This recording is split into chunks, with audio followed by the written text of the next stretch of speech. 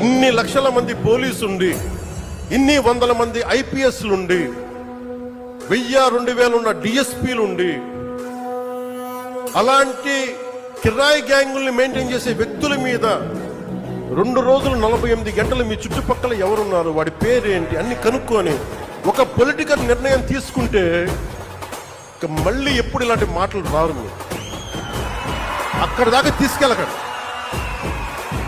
సామాజిక మాధ్యమాల్లో కానీ విదేశాల్లో కూర్చొని వాగే వాళ్ళతో సహా ఇక్కడ కూర్చొని భవిష్యత్తులో మేము వస్తాం, వచ్చి మేమేం చేస్తామంటే వచ్చినప్పుడే మీరేం పీకలేదు, ఏం మాట్లాడతారు? వచ్చినప్పుడే మీరేం పీకలా